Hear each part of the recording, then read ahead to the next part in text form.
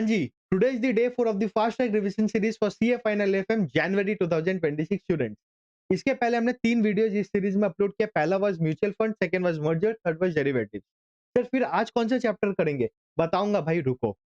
तो इसके पहले हमने जो भी वीडियोज़ अपलोड किए उस पे अगर आपको कोई भी क्वेश्चन है, कांसेप्ट में प्रॉब्लम है, क्वेश्चन में प्रॉब्लम है, या सर मेरे को समझ नहीं आई है तो और थोड़ा समझा दो ना sir, I will explain you. Please let me no in the comment section या फिर टेलीग्राम वाले ग्रुप पे।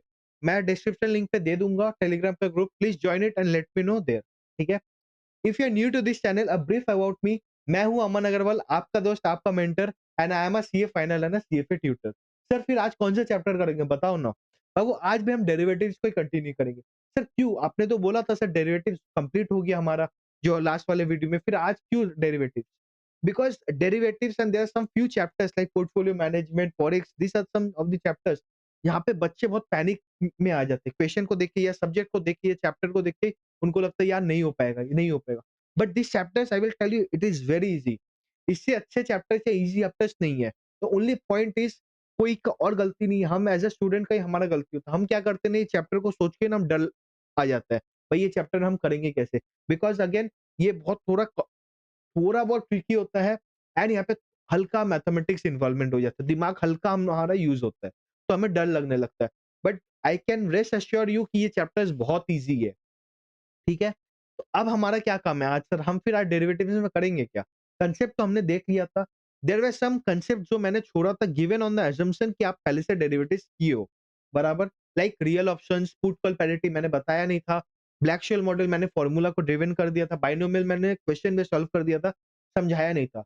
बट आई फेल्ट कि कुछ-कुछ डाउट्स हो सकते हैं आपको कि सर ये क्यों हुआ, क्या लॉजिक है? And I don't want to ignore that because आपको पैनिक, मेरा सोल पर्पस था कि आप पैनिक नहीं करो, बराबर? तो मैं यही चाहता हूँ अगर मैंने कल कांसेप्ट्स को किया है और उसमें अगर मैंने वो कांसेप्ट डिटेल में नहीं गया हूँ मैं, ऑन द बेसिस कि असम्पशन्स लिया था कि आप कर लोगे। बट फिर मेरे को लगा अगर देयर विल बी एटलीस्ट अगर एक भी स्टूडेंट है जिसको नहीं समझ आया होगा, so I have to make it more clear there. तो अगर आपको लगता है कि सर डेरिवेटिव्स मेरे लिए गुड एनफ है, जो आपका पहला वीडियो था उसमें I have understood because I know the concept, मेरे को रिवाइज करना था, then this video will be not for you. आप मत देखो आज का वीडियो। आज हम बस क्वेश्चन सॉल्व करेंगे। बट अगर आप ऐसे स्टूडेंट हो जहाँ पे आपको लगता है derivatives is a weak chapter, तो पहले वो वीडियो देखना, उसके बाद ये वीडियो को देखना। इस वीडियो में हम क्या करेंगे, बस क्वेश्चन सॉल्व करेंगे and with the help of questions हम वो टॉपिक को और अच्छे से समझते जाएँगे। बस हमारा आज यही काम होगा क्वेश्चंस को सॉल्व करना। I will not make this video long enough क्योंकि मैं आप try almost we did a lot of questions, but आज we will try to complete the derivatives के बाकी सारे क्वेश्चन सेट्स भी। मेरा आपके लिए एक ही सजेशन है, जब भी आप क्वेश्चंस करो डेरिवेटिव्स या फॉरेक्स या पोर्टफोलियो मैनेजमेंट, स्पेशली आज डेरिवेटिव्स में, please do all the questions and जहां पे भी क्वेश्चंस कम है, जैसे जैसे कि रियल ऑप्शंस क्वेश्चन कम है, आपका बाइनोमियल मॉडल में ट्रिकी क्वेश्चंस जो है वो कम है, डेल्टा हेज रेशियो वाले क्वेश्चंस कम है, स्टैंडर्ड डेविएशन से जो क्वेश्चन हेज रेशियो निकालना था वो कम है। तो ये क्वेश्चंस को थोड़े मार्क करके चलते रहना कि सर ये भाई मेरे पास 20 क्वेश्चन में एक ही क्वेश्चन है, रिपीटेटिव नहीं है, तो ये मेरे को देख के जाना है, बस ये इतना ध्यान रखना, बराबर? आज हम इंस्टीट्यूट का इलस्ट्रेशंस भी करेंगे बिकॉज़ डेरिवेटिव्स के जो रियल ऑप्शन क्वेश्चंस है वो इंस्टीट्यूट के इलस्ट्रेशंस में ही है बस। ठीक है? So let's do one thing, let's start with the derivatives. ठीक है? द इलस्ट्रेशंस पार्ट पहले हम करेंगे क्वेश्चन नंबर 1। ठीक है? पहले कौन सा करेंगे? Question number 1। Let's understand question 1 क्या बोलता है। क्वेश्चन 1 बोलता है कि फॉलोइंग इज द टू सब period tree of 6 month each for the shares of cab limited. Cab limited कोई एक कंपनी है, कोई कंपनी, उसका शेयर लिस्टेड होगा, उसका 6 महीने का फोरकास्ट दिया हुआ है प्राइस का कि क्या हो सकता है, बराबर? 6-6 महीने का। Using the binomial model calculate the current fair value of a regular call option on cap stock with the following characteristics. आपको डिटेल्स दिया हुआ है, उसके हिसाब से आपको क्या करना है, रेगुलर कॉल ऑप्शन निकालना है ऑफ द बाइनोमियल मॉडल। यहाँ पे जब हम रेगुलर बोलते हैं, which option you will choose, American या यूरोपियन? बताओ। हमें जब रेगुलर बोला जाता है, व्हाट वी थिंक और व्हाट वी अज्यूम कि ये आपका यूरोपियन है, बराबर? मेरे को यहाँ पे बोला X is 28, now what is X sir? X is strike price. Now there were some assumptions I took yesterday, मैं उसको क्लियर थोड़ा और करना चाहता हूँ। आई टूक assumption कि भाई आप जब स्ट्राइक प्राइस बोलते हो उसको आप एक्स डिनोट करते हो, बिकॉज सीए करिकुलम हो या सीएफए करिकुलम हो या नॉर्मल मार्केट कन्वेंशन हो, आप स्ट्राइक प्राइस को एक्स ही बोलते हो। ठीक है? वाई? बिकॉज हम जो करंट मार्केट प्राइस है अंडरलाइंग उसको हम एस बोलते हैं, बराबर। रिस्क फ्री रेट मेरे को बोला 5% पर एनम, मतलब मेरा जो government yield, Indian government yield, वो 5% पर एनम है। You should also indicate the composition of the implied riskless hedge portfolio at the valuation date. तो मेरे को इस इलस्ट्रेशन में दो चीज निकालना है। पहला तो मेरे को निकालना है कॉल का वैल्यू क्या होगा। सेकंड मेरे को निकालना है रिस्कलेस हेज पोर्टफोलियो का वैल्यू, बराबर। रिस्कलेस हेज पोर्टफोलियो कैसे बनाना है, ठीक है, ये दोनों हमें निकालना है। अब हम निकालने के पहले जब भी आप यहाँ पे ये क्वेश्चन में आओगे ना, ये पार्ट में आ रहे हो, मेरे को यहाँ पे पहले बताओ अपवर्ड एंड डाउनवर्ड फैक्टर क्या होगा इस क्वेश्चन में, बिफोर गोइंग टू। अच्छा, क्वेश्चन का एक ट्रिक है, जब प्रैक्टिस करो तो फर्स्ट टाइम जब भी क्वेश्चन पढ़ो, मान लो 4 लाइन आपने क्वेश्चन पढ़ा है, now understand what it is saying you. इसके मतलब जो आपने 4 लाइन पढ़ा, ये क्या रेलेवेंट है आपके लिए। फॉलोइंग इज दी टू सब period free of 6 months each for the share of cab limited. ये लाइन पे क्या इंपॉर्टेंट है, ओनली द 6 मंथ्स। मेरे को टाइम पीरियड जानना था कि ये जो मेरे को बाइनोमियल ट्रीट दिया हुआ है वो टाइम पीरियड क्या है, तो वो मेरे को 6 महीने, बाकी कोई काम का नहीं है। ऐसे आप अगर इंटरप्रेट करते करते जाओगे तो क्या होगा, आपका दिमाग एंगेजिंग रहेगा एक तो पहले, because you will not feel bored. ये क्वेश्चन है 5 लाइन का, बट कोई क्वेश्चन 25 लाइन का अगर होगा, 2 पेज का क्वेश्चन होगा, पागल हो जाओगे, बराबर। तो व्हाट आई सजेस्ट इज, जब क्वेश्चंस करोगे उसको समझते जाना कि भाई क्या बोल रहे हैं, क्या बोल रहा है। Now why this sir, because institute में यू नेवर नो कि एक नया क्वेश्चन आ जाए। इंस्टीट्यूट पेपर में कोई भी एक नया क्वेश्चन दे सकता है, तो सर मैं उसको सॉल्व कैसे करूंगा अगर मेरा सॉल्विंग कैपेसिटी नहीं रहा। That is the only process. जब हम क्वेश्चन कर रहे हैं, हम एक एक लाइन को समझते जाएंगे, मेरे लिए क्या काम का है। फालतू का ज्ञान मेरे लिए कोई काम का नहीं, मैं उसको साइड रखूंगा। एक लाइन से मेरे को क्या समझना है वो समझ लेंगे, बराबर। It will make your life little easier, और कुछ नहीं है। सर मेरे को एक चीज समझाना भी, सर समझाओ समझाओ। बाइनोमियल मॉडल में हम क्या करते हैं ना, सपोज नॉर्मली हमने जो कल ऑप्शंस का एक सम देखा था, उसमें हमने क्या देखा था, जो कॉल ऑप्शन का जो वैल्यू है दैट इज 1 ईयर, 1 साल का देखा था, नेक्स्ट सेकंड ईयर का दिया था देखा था। बट यहाँ क्या बोल रहे हैं, 6-6 महीने का मेरे को प्राइस दिया हुआ है। मतलब अगर प्राइस आज ये है, तो 6 महीने बाद प्राइस बी हो सकता है, या 6 महीने बाद प्राइस सी हो सकता है।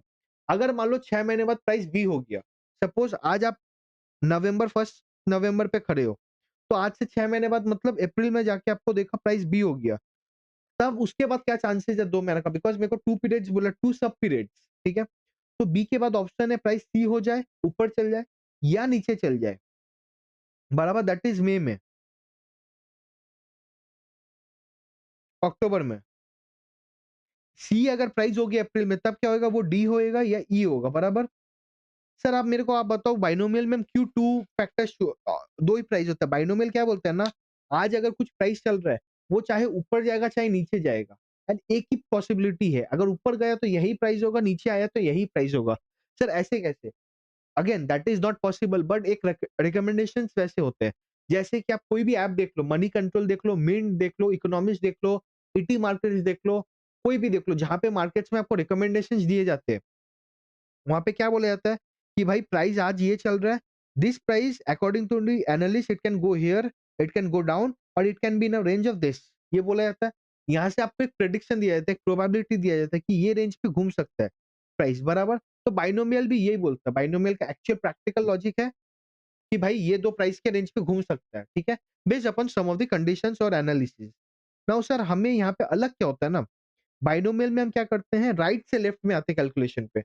नॉर्मली हम क्या करते हैं, आज मेरे को प्राइस दिया हुआ है, कल मैं प्राइस निकालूंगा, कल का, फिर कल का प्राइस के हिसाब से परसों वाला प्राइस निकालूंगा, जो फ्यूचर का प्राइस निकालते हैं। कल का फ्यूचर का प्राइस क्या होगा, उसके अगले महीने का क्या होगा, कैसे निकालते हैं, with the help of today's price, बराबर। फ्यूचर का प्राइस कैसे निकालते हैं बताओ? आज अगर मेरे को प्राइस नहीं दिया, मैं फ्यूचर का प्राइस नहीं निकाल सकते, बराबर। बट ऑप्शंस में बाइनोमियल में क्या बोलता है, भाई मेरे को 6 महीने बाद अंडरलाइन का क्या प्राइस होगा मैं आपको बता दे रहा हूँ। उसके 3 महीने बाद क्या होगा, पहले 3 महीने क्या होगा, उसके आज क्या होगा मैं बता दे रहा हूँ। मतलब अगर ये मेरा टाइमलाइन है 0, 6 मंथ्स, 1 ईयर, 1.5 ईयर, मैं आपको 1.5 साल बाद आज जो अंडरलाइंग है, मान लो अडानी अंडरलाइंग है, इसका प्राइस क्या होगा मैं आपको बता देता हूँ। उसके 1 साल आगे क्या होगा, मतलब उसके 6 महीना पहले क्या होगा वो भी मैं बता देता हूँ। उसके 6 महीना पहले क्या होगा मैं वो भी बता देता हूँ। आज क्या प्राइस है वो भी मैं बता देता हूँ। इसके हिसाब से आप कॉल का वैल्यू निकालो, आपके लिए कॉल का क्या वैल्यू है? What is the worth of that call which you have bought it, उसका मतलब कॉल आपने जो लॉटरी टिकट खरीद के रखा है, कॉल क्या है बताओ मेरे को? Call is a lottery ticket, कल हमने देखा ही था, बराबर, कि भाई मैंने कॉल मैं इसलिए ले रहा हूँ because I want to ride the upward bus, बराबर? दिल्ली टू जम्मू कश्मीर वाला बस मेरे को राइड करना था।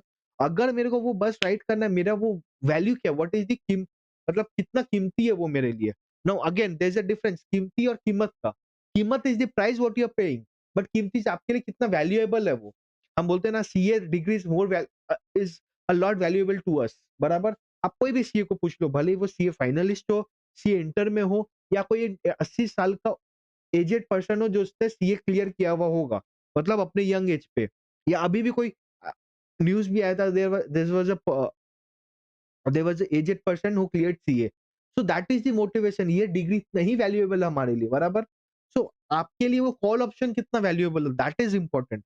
वो हम कैसे निकालेंगे? हम बोल रहे हैं कि भाई आपको 1.5 साल पहले का दिया हुआ है प्राइस, आज का दिया हुआ है, बीच का दिया हुआ है। उसके हिसाब से कॉल ऑप्शन का वैल्यू निकालो। आपके लिए वो कॉल ऑप्शन कितना कीमती है। जब मेरे को बोलेगा कॉल ऑप्शन कितना कीमती निकालना, उसमें मेरे को 3-4 चीज़ चाहिए। सर क्या-क्या चाहिए फटाफट बताओ? उसमें मेरे को 3-4 चीज़ चाहिए। एक तो मेरे को चाहिए कि अपवर्ड फैक्टर और डाउनवर्ड फैक्टर क्या होगा, बराबर? अपवर्ड फैक्टर मतलब क्या फैक्टर से ऊपर जाएगा, क्या नीचे जाएगा। मेरे को रिस्क फ्री रेट चाहिए, वो भी दिया हुआ है। अपवर्ड दिया हुआ है क्या? नहीं सर, अपवर्ड निकालना है। कैसे निकाले? 33/30। डाउनवर्ड फैक्टर कैसे निकाल लें? 27/30। ऐसे करके हम डाउनवर्ड फैक्टर, अपवर्ड फैक्टर निकाल लेंगे। जो रिस्क फ्री रेट दिया हुआ है ना मेरे को सर 5% पर एनम, वो मेरे को 1 साल का दिया हुआ है। बट मेरा जो बायनोमियल ट्री है वो कितने महीने का है? 6-6 महीने का है। तो मेरे को क्या करना पड़ क्यों सर? सर मेरे को 6 महीना जब कैलकुलेट करेंगे मैं समझाऊँगा वो 6 महीने वाला कांसेप्ट क्या है, ठीक है? और मेरे को एक से प्रोबेबिलिटी निकालना है कि भाई आज जो प्राइस है, आज ये जो अगर ये प्राइस है, इससे बी होने के कितने चांसेस है, सी होने के कितने चांसेस है, ये तो मेरे को जानना है सर। ऐसा तो नहीं हो सकता 100% प्रोबेबिलिटी बी होने का और 0% है सी, या 100 सी और 0 बी, ऐसा तो नहीं है। There should be a calculative way to calculate the probability कि सर क्या होना चाहिए, नहीं होना चाहिए। हाँ बाबू, है ना प्रोबेबिलिटी निकालने का, तो चलो प्रोबेबिलिटी भी निकालेंगे, बराबर? इतना कुछ निकालना है। अब क्वेश्चन पे आते हैं।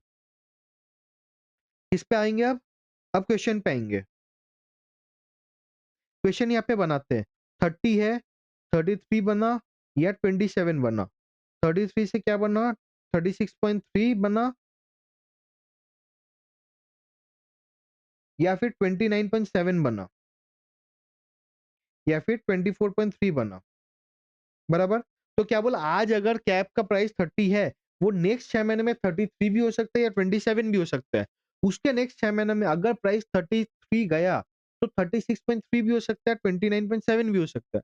27 अगर हुआ प्राइस 6 महीने बाद, तो वो 29.7 भी हो सकता है, 24.3 भी हो सकता है। एक चीज़ 28 आज, मतलब आज मैंने एक कॉल ऑप्शन खरीदा है 28 का, तो मैं क्या चाहूँगा? What would be my wish for that the lottery ticket which I have bought? मैं चाहूँगा कैप का प्राइस 28 के ऊपर जाए, बराबर? मैं क्या चाहूँगा? आई वांट कि the price of the cap stock should rise beyond 28। Sir why? अगर 26 हुआ तो क्या हुआ? तो बाबू अगर 26 हुआ, वो मैं कॉल लॉटरी टिकट क्यों खरीदूँगा? मैं मार्केट में जाके वो कैप का प्राइस 26 पे खरीद लूँगा ना। मैं क्यों ₹28 देके मैं कैप को समझो, अगर मेरे को एक्सरसाइज़ करने बोला, ठीक है? कि आपको कैप, आपने कॉल ऑप्शन जो लिए एक्सरसाइज़ करने के लिए, एक्सरसाइज़ से समझो। एक्सरसाइज़ मतलब आपको वो डिलीवरी लेनी पड़ेगी वो स्टॉक की। सपोज़ अडानी है, अडानी का आपने ₹100 का एक स्ट्राइक प्राइस पे लिया था। अगर कि 3 महीने बाद मैं ले लूँगा। अगर अडानी का प्राइस आज 90 चल रहा है, तो क्या आप ₹100 में खरीदोगे कि 90 में खरीदोगे? 90 में ही खरीदोगे। अगर आप दिमाग से सही हो एंड रैशनल इन्वेस्टर हो, बराबर? तो आप 90 में ही खरीदोगे ना, तो वो जो कॉल ऑप्शन आपने 100 का लिया था, जिसके लिए आपने ₹1 का प्रीमियम दिया था, वो कोई काम का है आपके लिए? क्या वही काम का है? नहीं है सर। तो इससे मतलब क्या हुआ, अगर मैं चाहूँगा कि मैंने जो टिकट खरीदा है, टिकट का जो वैल्यू उसके ऊपर ही प्राइस जाए, तभी मेरे लिए फ़ायदा है, बराबर? तो मेरे को बोला कि प्राइस मान लो 1 साल बाद 36.3 हो गया, तो मेरे लिए कितना वैल्यूएबल है, कितना कीमती है वो प्राइस? कितना वैल्यू हुआ और मैं कितना में खरीदा हूँ? प्रीमियम नहीं, मतलब कौन-सा स्ट्राइक प्राइस का खरीदा हूँ? 8.3, मतलब अगर प्राइस 1 साल बाद कैप का 8 ₹36.30 हो गया, तो the call option which I bought it will be valuable to me at the rate of 8.3। समझ आया? अगर सर 29.7 हो गया प्राइस शेयर का, तो मेरे लिए क्या वैल्यू होगा? 1.7। सर अगर 24 रुपया हो गया, तो सर मेरे लिए कोई वैल्यू नहीं होगा, वर्थलेस है वो मेरे लिए। मैंने जो प्रीमियम दिया बेकार का दिया, तो मेरे लिए वो 0 होगा, बराबर? तो मेरे पास 1 साल बाद 2 प्रोबेबिलिटी है। मेरे पास 2 प्रोबेबिलिटी है 1 साल बाद कि वो प्राइस मेरा वैल्यू हो। ₹8.30 भी हो सकता है, ₹1.70 भी हो सकता है, given when the price is 36.3 और 29.7। सर बट इसके लिए मैं आज कैसे प्राइस निकालूँ 6 महीने बाद का? तब मेरे को क्या काम आएगा? प्रोबेबिलिटी निकालना पड़ेगा, बराबर? कि प्रोबेबिलिटी कितना है 8.3 जाने का, प्रोबेबिलिटी कितना है 1.7 जाने का। प्रोबेबिलिटी का क्या फॉर्मूला है? RF minus D minus divide by U minus G, मतलब risk free rate minus the down factor divided by the upward factor minus the downward factor. Risk free rate मेरे को क्या बोला था? 1.05, बट ये तो मेरे को सर 6 महीने का बोला था, 1 साल का बोला था। मेरे को ये 6 महीने का निकालना है। 0.05 divide by 2 that is 1.0225 25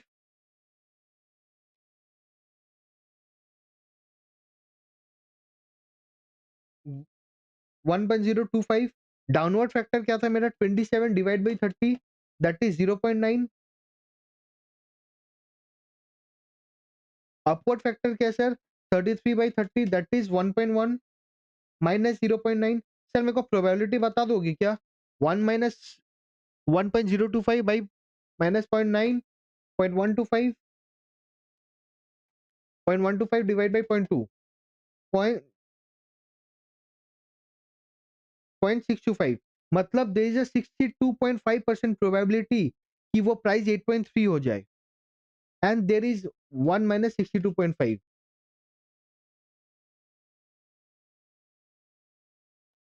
37.5% probability.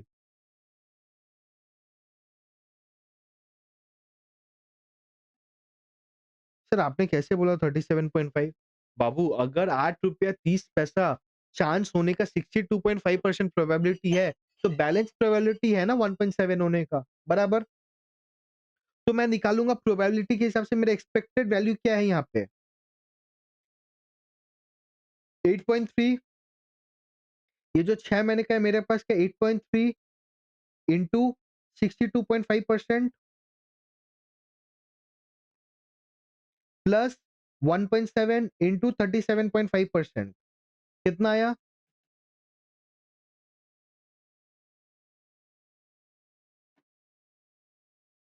5.825, बराबर? ये मेरा यहाँ पे आया, बट सर ये तो मेरा टाइम वैल्यू ऑफ मनी वाले को मैं यहाँ पे इग्नोर कर दिया हूँ। टाइम वैल्यू ऑफ मनी क्या? ये जो प्राइस है इसके हिसाब से ये वैल्यू है, बट आज क्या वैल्यू है? मतलब यहाँ पे जब मैं खड़ा हूँ, इसको मैं आज पकड़ रहा हूँ, आज मेरा क्या वैल्यू है? आज ये डिवाइडेड बाई मेरा इंटरेस्ट रेट 1.025 बराबर 5.825 डिवाइड बाई 1.025, मतलब आज मेरे लिए पीवी का वैल्यू है 5.68, बराबर? सर अगर प्राइस 27 हुआ तो मेरे लिए क्या वैल्यू है? मेरा चांस है तब 62.5% ₹1.70 वैल्यू होने का, एंड 37.5% चांस है कि वैल्यू 0 हो मेरे लिए। तो मेरे पास नेट में 100% कितना एक्सपेक्टेड है? 1.7 इंटू 0.625 बराबर चांस है 1.0625 डिवाइडेड बाई 1.025, इसका पीवी निकालने के लिए दैट इज 1.036। मतलब सर मेरे पास 62.5% प्रोबेबिलिटी है कि 6 महीने बाद मेरा कॉल का वैल्यू 5.68 हो जाए, या 37.5% प्रोबेबिलिटी है कि मेरा वैल्यू 1.036 हो जाए। तो आज मेरे पास क्या वैल्यू है? 5.68 इंटू 0.625 1.036 इंटू 37.5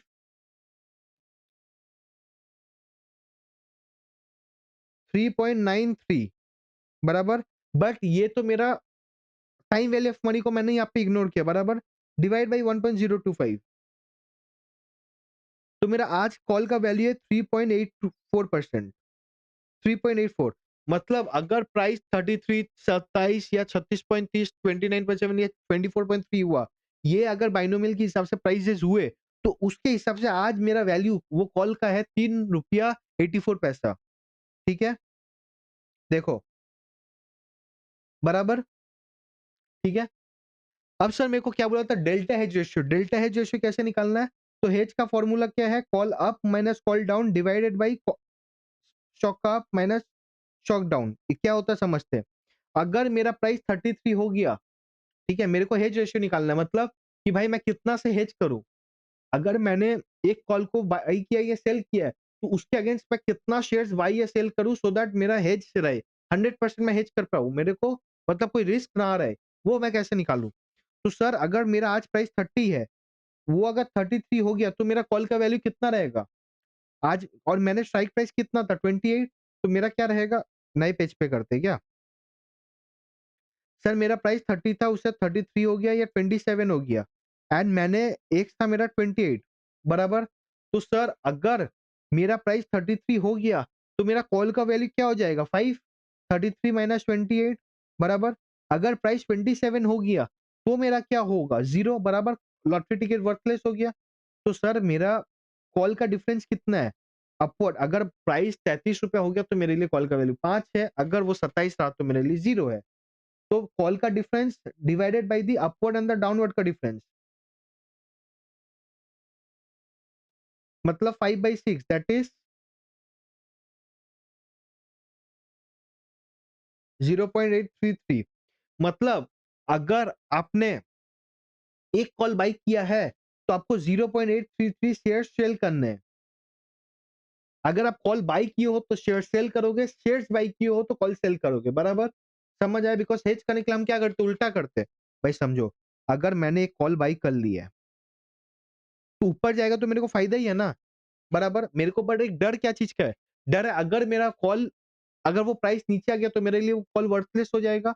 मैंने अगर 1 रुपए का प्रीमियम दिया है, मेरे को इसको हेज करना है कि भाई मेरा जीरो कॉस्ट लगे, मेरे को नुकसान नहीं हो, तो मैं क्या करूंगा, कॉल तो मेरे लिए फायदा है अगर प्राइस 28 के ऊपर गया, बट अगर 28 रहा या 28 के नीचे रहा, नीचे आ गया तो मेरे लिए क्या नुकसान है। तो what I will do is, मैं क्या करूंगा, जाके शेयर सेल कर दूंगा बराबर। तो क्या होगा, मैं जब शेयर सेल करूंगा तो क्या होगा, जब प्राइस नीचे आएगा तो मेरे को शेयर्स पे मुनाफा होगा, कॉल वर्थलेस हो जाएगा, तो ये 1 रुपए का रिकवरी हो जाएगा। बट मैं कितना शेयर शॉर्ट सेल करूं कि मेरा एक्सपोजर ज्यादा नहीं रहे, तो that we calculate with the help of hedge ratio. समझ आया क्या, हाँ या ना, समझ आया क्या, ठीक है सर समझ आया। अभी सर आपने इलस्ट्रेशन पे इस पे क्यों मैंने बाइनोमियल पर सब कुछ कर दिया। बाइनोमियल अब जो क्वेश्चन आएगा एक दो वो हम जल्दी जल्दी करेंगे, टॉपिक समझने के लिए हमने ये पूरा देख लिया। बाइनोमियल समझ आया। Now let's go to question number, illustration number 2। The current market price of an, नहीं, 3। The shares of TIC limited are currently priced at 415। आज शेयर का प्राइस कितना चल रहा है, 415। हम एस जीरो बोलते हैं, ठीक है, S under script zero. And the call option accessible in 3 months time has an exercise rate of 400। जो कॉल का एक स्ट्राइक प्राइस है वो है 400, ठीक है, एंड उसका टाइम पीरियड कितना है 3 months। Risk free interest is 5% per annum. Risk free rate किसका बोला, 5% बोला पर एनम का, किसका 5% पूरे साल का, तो 3 महीने का क्या होगा 0.05 इंटू 3 डिवाइड बाई 12 बराबर। तो मेरा आर एफ कितना हो जाएगा 0.0125%। परसेंट नहीं होगा यहाँ पे क्योंकि मैंने उसको वो कर लिया था।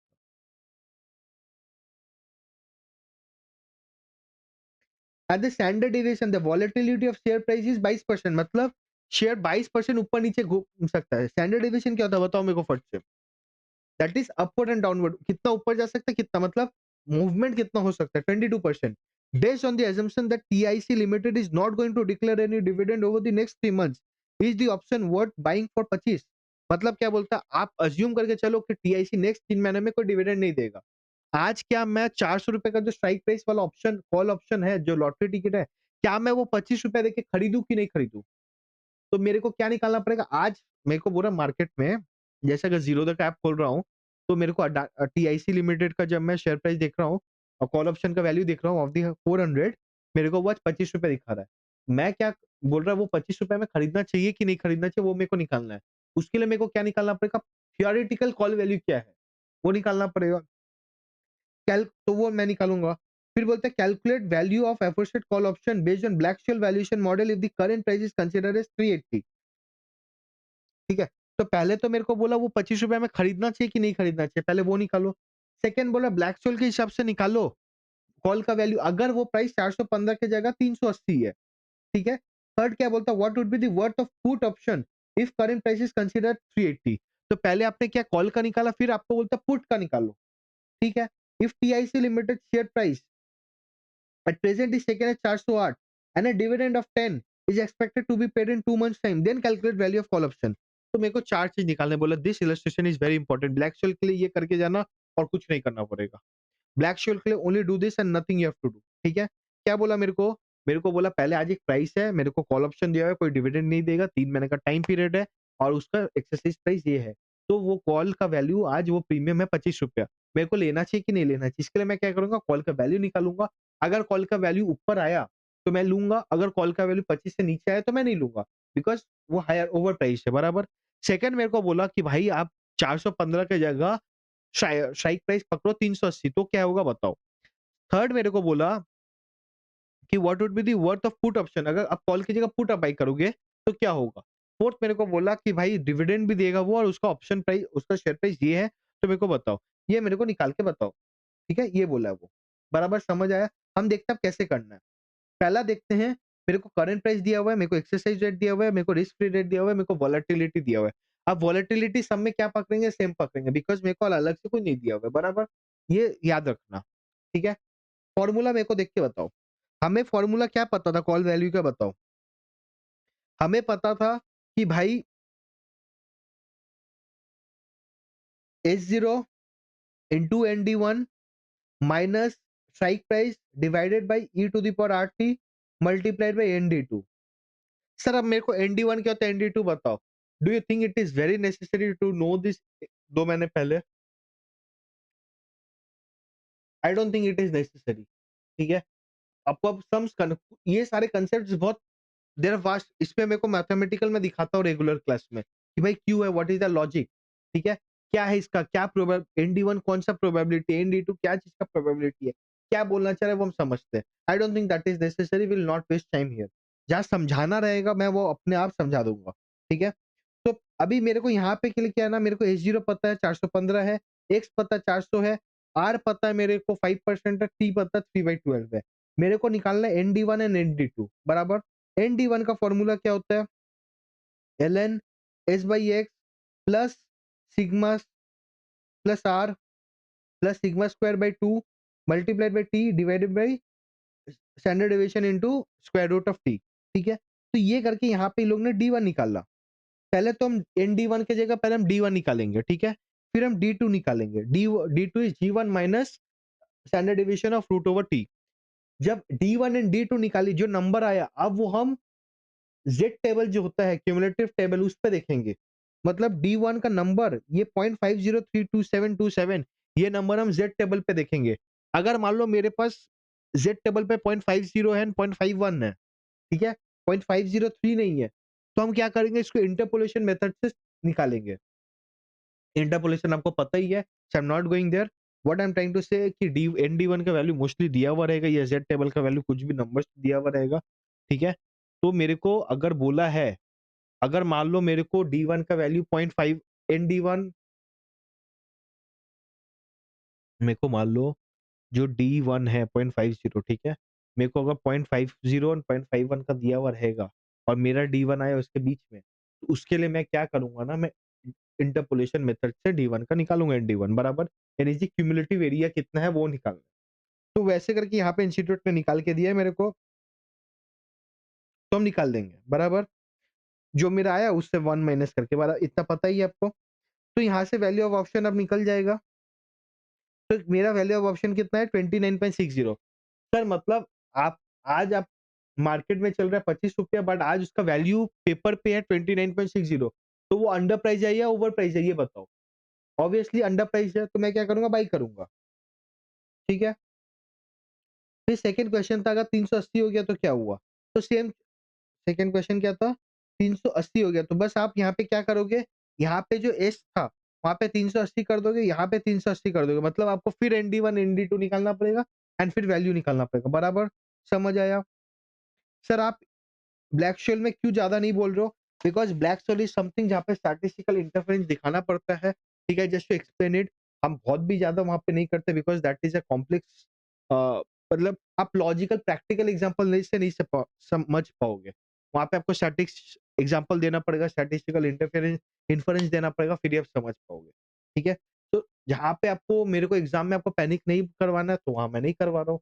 जहाँ पे मेरे को लगता है कांसेप्ट समझा दूँगा तो ईज़ी रहेगा, वो समझ लेने का। ब्लैक शेल मॉडल का मैं याद करूँ क्या सर? हाँ, याद करो। आप उसमें आप चाहे मेरे को बुरा मानो, अच्छा मानो, मेरे को कोई मतलब नहीं उससे। मेरे को लगता है कि बच्चों को 2 महीना पहले उसको याद कर लेना चाहिए। समझने का टाइम नहीं है अभी, तब याद करो। कुछ-कुछ चीज़ें हैं जो आपको याद करके जानी पड़ेगी। बट लॉजिकल आप करोगे 2-4 बार प्रैक्टिस करो तो हाथ हाथ बैठ जाएगा, ठीक है? थर्ड मेरे को क्या बोला, sir what would be the worth of put option if the current market price is 380। आज अगर मेरा वैल्यू 380 का मेरे को क्या था, तो 380 का मेरे को कॉल वैल्यू भी निकला था। कॉल का वैल्यू क्या था, ₹10.52 बराबर। Current market price is 415।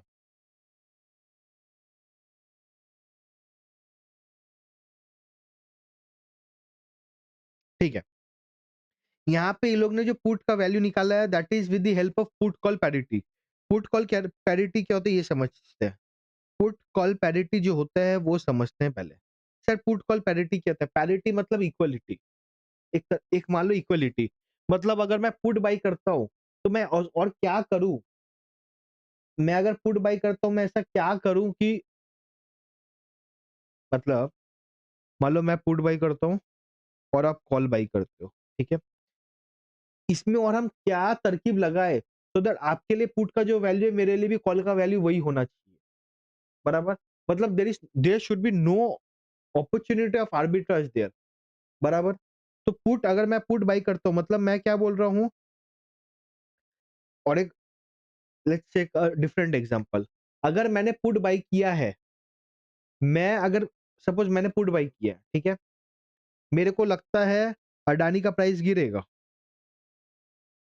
तो मैंने पुट बाय किया है, ठीक है? बट आप हो, आपको भी लगता है प्राइस गिरेगा, बट मेरे को जितना कन्विक्शन से लगता है प्राइस बहुत ज़्यादा गिरेगा, आपको उतना नहीं लगता है। तो आप पुट बाय नहीं करोगे ऑब्वियसली, आप पुट को बाय नहीं करोगे तो आप क्या करोगे? बट आपको सेम ही पे ऑफ सेम ही चाहिए। मतलब अगर मैं उससे ₹10 कमाऊँगा, आप भी उससे ₹10 ही रुपए कमाना चाहते हो। तो आप ऐसा क्या करोगे सो दैट मेरा और आपका जो पे ऑफ है, मतलब मेरा और आपका जो कमाई होगा, वो लगभग सेम होगा। कैसे होगा? With the help of a put call parity. अब क्या करना है देखो, मैंने पुट खरीदा, मतलब मैं चाहता हूँ कि प्राइस गिरे, इसको मैं हेज कैसे करूँगा? मतलब पुट अगर मैंने खरीदा है तो प्राइस गिरेगा तो मेरे को फ़ायदा है, अगर प्राइस बढ़ गया तो क्या? मेरे को नुकसान होगा। तो इसके साथ मैं क्या कर दूँगा, H0 कर दूँगा, बराबर। H0 मतलब क्या, मैं स्पॉट को खरीद लूँगा। स्पॉट अगर मैंने खरीद लिया तो मेरा काम बन गया। अगर स्पॉट मैंने खरीद लिया तो मेरा काम बन जाएगा, हाँ या ना? क्योंकि अगर स्पॉट मैंने खरीद लिया, अगर प्राइस ऊपर जाएगा तो मेरे को फ़ायदा हो जाएगा। सर मेरे को पुट भी नहीं लेना है, स्पॉट ले, तो ये तो एक मेरा वो हुआ, एक बास्केट बना कि अगर मैंने पुट खरीदा है, अगर मेरे को डर लगता है तो मैं स्पॉट खरीद लूँगा, काम खत्म। बट मेरे को पुट भी नहीं खरीदना है, मेरे को स्पॉट भी नहीं खरीदना है। अब मैं क्या कर रहा हूँ, मेरे को कॉल ही करना है कुछ। तो मैं कॉल बाय किया, ठीक है? अब कॉल जो बाय किया, जो स्ट्राइक प्राइस जो है, उसका पीवी में मैं इन्वेस्ट कर दिया। समझ आया? हाँ या ना? जो मेरा कॉल पुट पैरिटी ये क्या बोलता है बेसिकली, भाई आप पुट खरीदो या कॉल खरीदो, आपका रिलेशनशिप, आपका पे ऑफ सेम ही होना चाहिए। आपके लिए दोनों में आप इंडिफरेंट होगे, तो कैसे होगा? विद द हेल्प ऑफ कि अगर मैं पुट बाय कर रहा हूँ, तो उसके साथ मैं स्पॉट बाय करूँगा, बिकॉज़ अगर मेरे को प्राइस ऊपर जाएगा तो नुकसान है, तो मैं स्पॉट बाय करके बच जाऊँगा। बट अगर मैंने कॉल बाय किया है, ऊपर जाएगा तो फ़ायदा है, ठीक है? नीचे जाएगा तो मेरे को फ़ायदा नहीं है, बराबर? नीचे जाएगा तो नुकसान है। तो मैं क्या करूँ? पुट बाय कर लूँ, बट मेरे को पुट तो बाय करना ही नहीं था। कॉल वाले को अच्छा,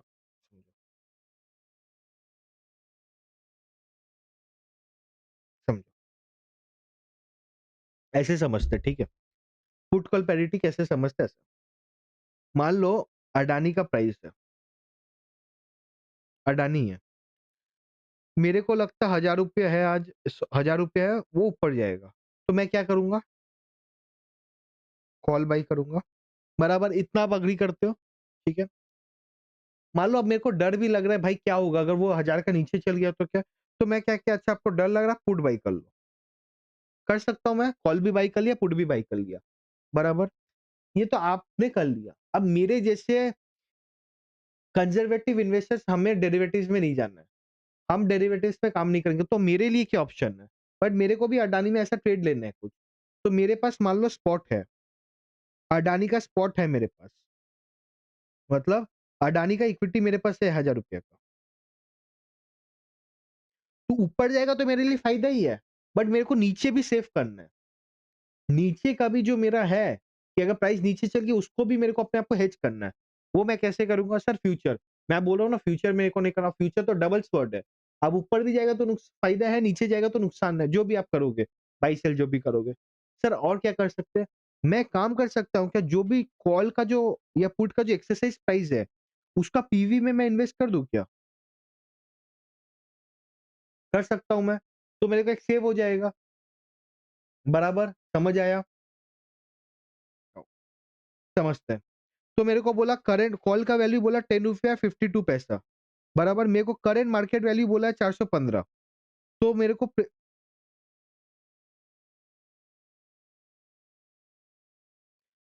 और एक्सरसाइज प्राइस कितना बोला था? 400 बोला था, बराबर? 400 तो सेम ही रहेगा। एक्सरसाइज प्राइस तो सेम रहेगा, उसका पीवी मेरे को निकालना है। पीवी मैंने निकाल लिया, ठीक है। अब मेरे को पुट कॉल पैरिटी से पुट का वैल्यू निकालना है, मतलब अगर मैंने कॉल बाई किया, पुट बाई किया, स्पॉट है मेरे पास एंड मेरे को क्या करना है? पीवी ऑफ एक्स करना है, बराबर? तो मेरे को कॉल का वैल्यू है 10.52, पुट का वैल्यू निकालना है। स्पॉट क्या दिया हुआ है?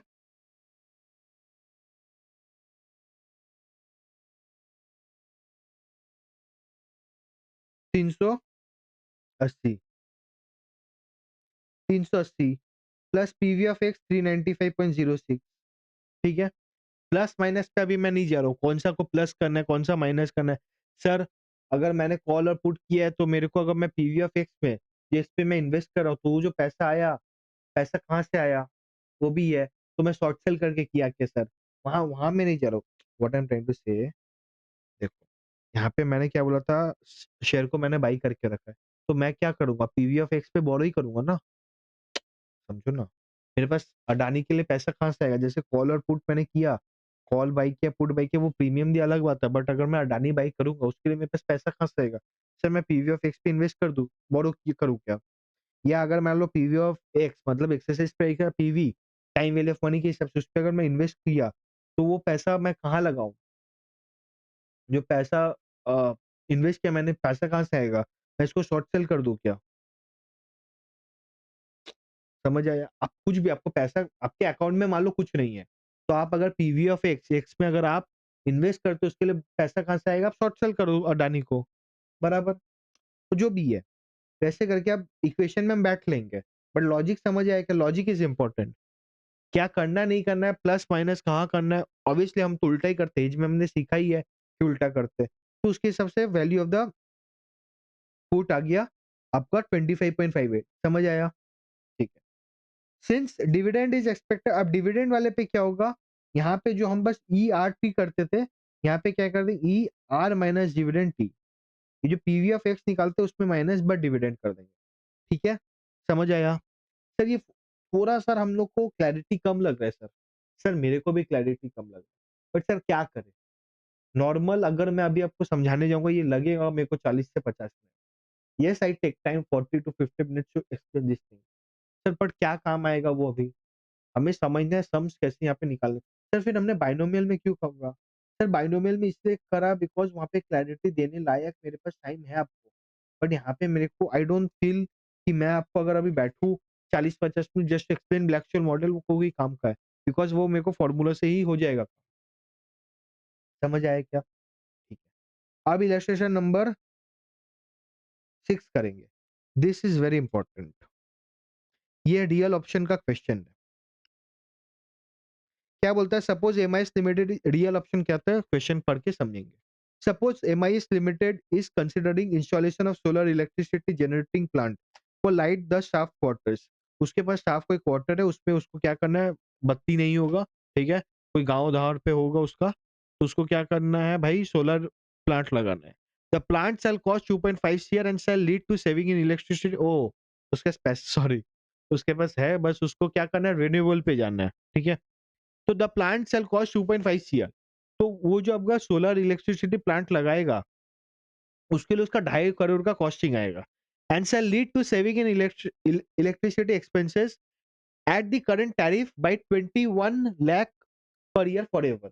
मतलब आज अगर वो सोलर इलेक्ट्रिसिटी प्लांट लगाएगा तो उसको 21 2.5 करोड़ का खर्चा आएगा। उससे क्या होगा बट वो हर साल 2.5 लाख 21 लाख रुपए बचा पाएगा अपने इलेक्ट्रिसिटी एक्सपेंस में। 2.5 करोड़ का खर्चा आ जाएगा वो प्लांट लगाने में। उससे क्या होगा उसका 21 लाख का हर साल का सारी जिंदगी तक का उसका कॉस्ट बचेगा, हर साल मिले बचेगा। However with change in government instead the rate of electricity subject to change. वो बोलता है आज जो टैरिफ है उसके हिसाब से 21 लाख बचेगा। बट अगेन गवर्नमेंट टैरिफ कौन डिसाइड करता है? State governments and if the government changes तो उसको प्रॉब्लम हो सकता है। Accordingly the savings can be of 12 lakh और 35 lakh per year and forever. मतलब क्या बोलता है आज के हिसाब से तो 21 लाख होगा। पर अगर टैरिफ ऊपर-नीचे हुआ तो देयर आर 2 चांसेस एक 12 लाख सेविंग हो, एक 35 सेविंग हो। मतलब ऊपर का लिमिट 35 है, नीचे का लिमिट 12 लाख है। मतलब 12 से 35 लाख में तो कहीं न कहीं मेरा सेव होगा ही होगा। बराबर? एज्यूमिंग WACC ऑफ एमआईज लिमिटेड इज 10% मतलब मेरा कॉस्ट ऑफ कैपिटल 10% है। क्यों कॉस्ट ऑफ कैपिटल दिया हुआ समझो। भाई मेरे को 2.5 करोड़ का अगर खर्चा मैं देखूंगा ना मैं उसपे कितना बचा पा रहा हूँ। मेरा अपॉर्चुनिटी कॉस्ट क्या है बराबर and risk free rate is 8%। Decide whether MIA should accept the project और वेट एंड सी। अभी सर आप बोलोगे सर ये तो मेरा बिजनेस वैल्यूएशन का कैपिटल बजटिंग का क्वेश्चन है। आई एग्री अगर आप शुड एक्सपेक्ट द प्रोजेक्ट देखोगे इसके लिए but now I have an option यहाँ पे। ठीक है, मेरे पास क्या है एनपीवी का 2 ऑप्शन है 12 लाख भी हो सकता है 35 लाख भी हो सकता है। तो हम क्वेश्चन आंसर देख के समझेंगे फिर I will explain you real option होता क्या है। Here we shall evaluate the NPV in 2 possible outcomes as on today. आज क्या है आज अगर ₹10 का देखो पहले तो आप निकालो आज अगर आज तो मेरे को 21 लाख का कॉस्ट बचेगा बराबर? मेरा जो टैरिफ है, उसके हिसाब से मेरे को वैल्यू आज कितना है सेविंग जैसे हम फाइनेंशियल मॉडलिंग में नहीं करते हैं, फोरकास्टिंग करके उसका हिस्टोरिकल डेट पे परपेचुअल बॉन्ड जो होता है ये सब बॉन्ड्स में हम क्या करते हैं, बॉन्ड में भी करते हैं ना परपेचुअल बॉन्ड पे जो कूपन है divided by the your coupon interest बराबर? कि परपेचुअली आपको वही उसका वैल्यू है। तो हम वैल्यू निकालेंगे उसका, तो मेरे को हर साल 21 लाख सेविंग होगा डिवाइड बाय 0.10 मतलब आज अगर मेरा वो वैल्यू मतलब अगर मैं समझो हर साल 21 लाख होगा ये अंडरस्टैंड बट उसका पीवी क्या है? जैसे हम टर्म इंश्योरेंस नहीं, जैसे हम टर्म इंश्योरेंस ये सब में बात करते हैं ना कि भाई जैसे म्यूचुअल फंड क्या बोलता है, आप इतना लगाओ 1 करोड़ हो जाएगा। बट भाई आज उसका वैल्यू क्या है वो कैसे निकालेंगे हम? 10 साल बाद अगर 1 करोड़ होगा उसका वैल्यू आज क्या आज 10 लाख है, 20 लाख है, 50 लाख है, क्या है? वो मेरे को निकालना है, ठीक है? तो मेरे को हर साल जो 21 लाख सेविंग होगा, उसका आज वैल्यू क्या है? The value equal to the savings divided by the cost of capital. 21 lakh by 0.1 that is 2.1 CL. मतलब आज अगर मैं 2.5 करोड़ का खर्चा करूँ, तो मेरा सेविंग्स होगा 2.1 करोड़। क्या फिज़िबल है मेरे को लेना चाहिए क्या? मेरे को क्या प्रोजेक्ट लेना चाहिए? एज़ ऑन टुडे अगर मेरे को 21 लाख करके सेविंग है, तो मेरा सेव है 2.1 करोड़। बट मेरा आज ही खर्चा लग जा रहा है 2.5 करोड़। तो मेरे को 40 लाख का नुकसान आ रहा है बराबर? तो मेरे को लेना चाहिए क्या? नहीं लेना चाहिए। ठीक है। 1 साल बाद अगर वो 12 लाख है या 35 लाख है, now after 1 year there are 2 possible outcomes 12 lakh भी हो सकता है 35 लाख भी हो सकता है, ठीक है? बोलता है if price of electricity increases eight 10% capital कितना होगा? 35 लाख तो 3.5 करोड़। तब तो उसका एनपीवी पॉजिटिव है बराबर अगर वो 35 लाख हो गया मेरा सेविंग्स हर साल का, तो भाई मेरे को आज वैल्यू है उसका 3.5 करोड़। बट मेरे को आज बस खर्चा करना पड़ा 2.5 करोड़, तो 1 करोड़ का मुनाफा है। बट अगर 12 लाख होगा नुकसान होगा ऑटोमेटिकली। ठीक है? नुकसान कितना होगा 1.2 सीआर। तो मेरा the position of the NPV कितना है 1.2 सीआर माइनस 1.3 ठीक है? The rate of return is 50 मेरा नेगेटिव है रिटर्न बराबर। नाउ अब मेरे को प्रोबेबिलिटी निकालना है। अब मेरे को क्योंकि देखो जब भी मेरे को 2 आउटकम्स बोला है, ठीक है? ये भी हो सकता है, वो भी हो सकता है। मैं एक्सपेक्टेड वैल्यू तो एक ही निकालूँगा ना, मैं ऐसे नहीं बोल सकता हूँ ना मेरे मैनेजमेंट को जाके, भाई 35 लाख होगा तो ये एनपीवी है, 12 लाख होगा तो ये एनपीवी है, तुम देख लो। ऐसे नहीं बोल सकते ना। हम बोल सकते हैं सर हमने ये अज़्यूम किया, ये वर्किंग किया, ये एक्सपेक्टेड है एनपीवी। तो हमें वो दिखना है कि भाई आप येस और नो पे बात करोगे। जब भी कोई प्रोजेक्ट में हम बात करते हैं, लेना चाहिए या नहीं लेना चाहिए, बस इस पे बात होगा। उसके लिए we need only one number, not a multiple number. तो मेरे को अगर एक आउटकम चाहिए, उसके लिए मैं क्या करूँगा, प्रोबेबिलिटी से multiply, again same the binomial tree. तो क्या बोलते हैं आप, यू टेक अ प्रोबेबिलिटी कि भाई आपका जो प्राइस इंक्रीज होगा, वो प्राइस इंक्रीज होगा पी। मतलब क्या, अगर प्राइस इंक्रीज हुआ पी, तो आपको 40% का कमाई होगा, सेविंग होगा। तो देयर इज अ चांस कि आपका, अगर मान लो 50% चांस है प्राइस इंक्रीज होगा, तो बैलेंस 50% चांस प्राइस इंक्रीज नहीं होगा। तो 1 माइनस पी,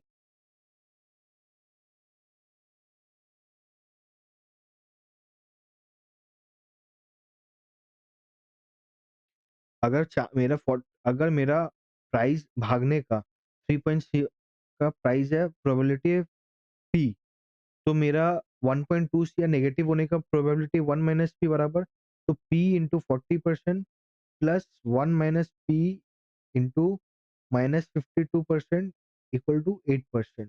ठीक है, क्योंकि मेरा आर एफ रेट है इतना बराबर, मेरे को कुछ भी है, मेरे को इतना तो चाहिए ही। अगर मैं कुछ भी, मान लो मैं कुछ पैसा भी खर्चा नहीं करता हूँ, 2.5 करोड़ रुपए अगर मैं बैंक में भी लगाऊं, मेरे को 8% ब्याज तो मिलेगा बराबर। तो इतना तो मेरे को मिनिमम चाहिए ही, है कि नहीं।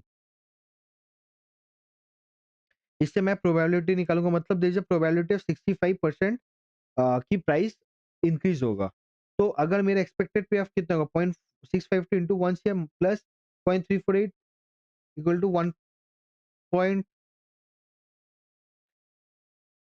1.3 सीआर। तो पीवी मेरा क्या हुआ, 19.96 लाख। इसका मैं पीवी निकालूंगा 19.96 डिवाइड बाई 1.08, 18.48 बराबर। तो thus it is advisable to wait and see as NPV may turn out to be positive after 1 year। तो बोलता भाई एक काम करो आप, आज तो मत ही लो, बिकॉज आज अगर आप खर्चा करते हो 21 लाख के ऊपर, तो आपका नुकसान हो सकता है। आपको कितना नुकसान होगा, आपका 40 लाख का नुकसान होगा। तो आज तो आप मत लो, बट एक साल बाद अगर इलेक्ट्रिसिटी का रेट ऊपर नीचे होगा, तो आप जो 12 लाख या 35 लाख का सेविंग बोल रहे हो, तो आप चांसेस है। नाउ ये कैपिटल बजटिंग का क्वेश्चन क्यों नहीं है, बिकॉज यहाँ पे मेरे को एक ऑप्शन बोल दिया। व्हाट इज रियल ऑप्शन, हमें चॉइस मिलता है ना। अभी मान लो जब आप सीए बनोगे, उसके बाद आपको चॉइस, जैसे आप म- जो भी कंपनीज आपको मैनेजमेंट ट्रेनिंग के हिसाब से लेती है, उन लोग क्या करती है, हर 3 महीना आपको उसके हर एक ऑर्गेनाइज डिपार्टमेंट में काम देती है बराबर। उसके बाद क्या होता है, आपको 6 to 7 मंथ्स के बाद आपको एक ऑप्शन दिया जाता है कि भाई आप किस में जाना चाहते हो। तो ये हम जब ज्वाइन करते हैं, हमें तभी पता रहता है। तो बेसिकली 6 मंथ्स बाद तो उसको बोलते हैं और 3 महीना वहां पे दिया जाएगा काम, ठीक है, मतलब वहां पे आप कैरी ऑन कर सकते हो। तो मेरे को वो ऑप्शन ले, I have a choice, correct. Real option is nothing, but भाई प्रैक्टिकली भी मेरा चॉइस होता है ना, मैं ये करूँ या नहीं करूँ। आपके पास चॉइस है, आप जनवरी में अटेम्प्ट दो या मई में अटेम्प्ट दो ना, वो आपके पास, आप क्या करोगे, आप देखोगे भाई जनवरी में दूंगा, मैं फेब में पास हो जाऊंगा, तो भाई मार्च में पास हो जाऊंगा, मेरे को 3 महीने का एक्स्ट्रा सैलरी मिलेगा बराबर, अप्रैल मई जून। अगर मैं मई में दूंगा तो मैं दिस एन अपॉर्चुनिटी का, आप सब कैलकुलेट करोगे। वी आर बनियाज, बनिया नहीं भी हो तो सीए में हो तो कैलकुलेट तो करोगे इतना कि भाई मैं एक अटेम्प्ट अगर लेट दूंगा तो मेरा फायदा कितना है, नुकसान कितना है, what is my status, why I am differing, सब कुछ आप देखोगे। तो सेम चीज है, कोई भी मेरे पास ऑप्शन रहेंगे कि भाई मैं ये लूं कि नहीं लूं, तो मेरे को चेक करना है, ठीक है, with the help of NPV. जब भी मेरे पास कोई रियल ऑप्शन का है कि भाई मेरे को ये प्रोजेक्ट में जाना चाहिए या नहीं जाना चाहिए, ये करना चाहिए या नहीं करना चाहिए, that will calculate with the help of an NPV. ये समझ आया क्या सर, समझ आया, ठीक है। अब क्वेश्चन नंबर करेंगे, क्वेश्चन नंबर 4 करेंगे। अब इंस्टीट्यूट का क्वेश्चन, तो पहले हमने 6 इलस्ट्रेशन इंस्टीट्यूट के, उसमें से मैंने 2 1 2 3 6 कर लिया। अब हम क्वेश्चन नंबर 4 करेंगे, ठीक है। Calculate the price of 3 month PQR futures if PQR face value इतना कोट्स है 220। मतलब आज अगर पीक्यूआर 220 रुपया में चल रहा है on NSC and the 3 month future price quotes है 230।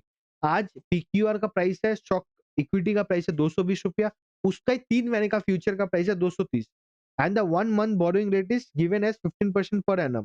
तो मेरा टाइम पीरियड है 1 महीना, बट मेरा जो रिस्क फ्री इंटरेस्ट, मेरा जो बोरिंग रेट है वो 15% पर एनम है। It is not of 1 month, please note it down. 15% one per annum है, per annum, this is important. And the expected annual dividend is 25%। हर साल का मेरा expected dividend is 25%, payable before expiry. Also examine arbitrage opportunities. तो मेरे को दो चीज निकालना है। मेरे को बोल रहा है भाई, एक तो मैं आपको प्राइस बता दे रहा हूँ आज शॉक का क्या चल रहा है, आज फ्यूचर का प्राइस क्या चल रहा है। आप मेरे को बताओ, आप थियोरेटिकली क्या प्राइस होना चाहिए ऑन पेपर, आपके हिसाब से क्या प्राइस होना चाहिए। अगर प्राइस निकालो, फिर मेरे को बताओ आर्बिट्राज है कि नहीं। आर्बिट्राज कैसे निकालोगे, आप कंपेयर करोगे आपका price with the current market, current future का प्राइस। अगर अंडर वैल्यूड है तो बाई करोगे, अगर ओवर वैल्यूड है तो सेल करोगे, बराबर। Let's see how we have to do. हमारा फ्यूचर का फॉर्मूला क्या है, spot plus the benefits minus the expenses, benefits of spot, बराबर। तो मेरा स्पॉट का बेनिफिट, स्पॉट है 220, ठीक है। मेरा कॉस्ट ऑफ कैरी, अगर कॉस्ट ऑफ कैरी मतलब मेरा खर्चा क्या है, मेरा बेनिफिट है ना वो, अगर मैं स्पॉट लेता तो मेरा नुकसान है। तो अगर मैं 220 का शेयर, मैं अगर, कॉस्ट ऑफ कैरी क्या होता है याद है ना, ठीक है। तो 220 इंटू 15% डिवाइड बाई 12, मतलब अगर मैं आज एक पीक्यूआर का स्टॉक खरीदूं, एक महीना तक मैं होल्ड करके बैठूं अपने घर पे, तो मेरा 2 रुपया 75 पैसे, 2 रुपया 75 पैसे का ब्याज लगेगा, बराबर। 220 इंटू 15% इंटू 1/12, 2 रुपया 75 पैसे का ब्याज लगेगा। और डिविडेंड क्या है, 25% पर। अभी यहाँ पे क्या है, देयर आर टू ऑप्शंस। यहाँ पे इंस्टीट्यूट ने दो तरीका से करके बताया। एक तो बताया क्या पर एनम ले लो, एक बोला मंथली कंपाउंडेड ले लो। मैं तो बोलूंगा पर एनम लेके, मतलब 25% फुल्ली ले लो, मत ये करो पर एनम मंथली ये सब करके नहीं करने का है, ठीक है। 25 इंटू 10 फेस वैल्यू से तो 2.5, मतलब अगर आप शेयर को खरीद के रखोगे तो आपको 2 रुपया 75 पैसे का ब्याज लगेगा, बट अगर आप खरीदे तो आपको 2.5 रुपया डिविडेंड मिलेगा। तो नेट नेट में आपका 25 रुपया 25 पैसा का खर्चा ही है। 2.75 माइनस 2.5, नेट नेट में 0.25 का आपका खर्चा है, प्लस आज स्पॉट का प्राइस है 220। तो प्राइस आज होना चाहिए 220.25, बट है कितना 230, दैट इज ओवर वैल्यूड है। मतलब आप क्या करोगे, सेल करोगे।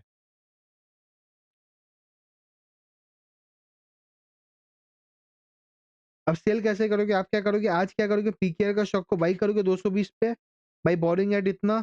देयरफॉर आप क्या, पहले आज आपका 220 का खर्चा है और 8 रुपये 25, 228 खर्चा है। फिर दो, फिर आप क्या करोगे उस दिन, अब फ्यूचर बेचोगे, ठीक है। आपको 230 आएगा, डिविडेंड से आएगा, तो आपको इन्फ्लोज आ गया, तो टोटल प्रॉफिट हो गया 4.25। समझ आया कि ये क्वेश्चन नंबर 4 समझ आया क्या।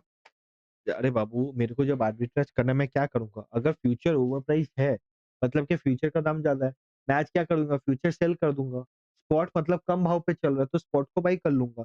तो मैंने क्या किया, पीकेआर के स्टॉक को बाई कर लिया 220 रुपए पे। बट मेरे पास बोरो बाई करने के लिए तो पैसा नहीं, मैं क्या करूंगा, बोरो करूंगा। क्या रेट पे, 15% पर एनम। तो 220 पे अगर मैं बाई कर रहा हूँ 15% पर एनम, तो मेरा खर्चा कितना लगा, 8.25। तो मेरे को 3 महीने बाद जिससे मैंने बोरो किया है, जो बनिया मारवाड़ी बंदे से आपने जो बोरो किया है, उसको आपको 3 महीने बाद 8 रुपया 25 पैसा देना है। तो 3 महीने बाद टोटल कॉस्ट आपका, आज आपका तो टोटल आउटफ्लो कितना होगा, 220 प्लस 8.25, क्योंकि आपको 220 रुपए भी रिटर्न करना, बराबर 228.25। आपका इनफ्लो कितना है, वो क्या किया, वो मार्च का फ्यूचर बेचेगा, ठीक है। 230 रुपया आया उसके पास, ठीक है। और आपका डिविडेंड आया, ठीक है। तो 232.5 आया, और आपने दिया कितना उसको, 228.25, मतलब आपको 4 रुपया 25 पैसे का फायदा हुआ। समझ आया क्या, हाँ या ना, समझ आया क्या, यस, ठीक है। अब क्वेश्चन नंबर 14 करेंगे।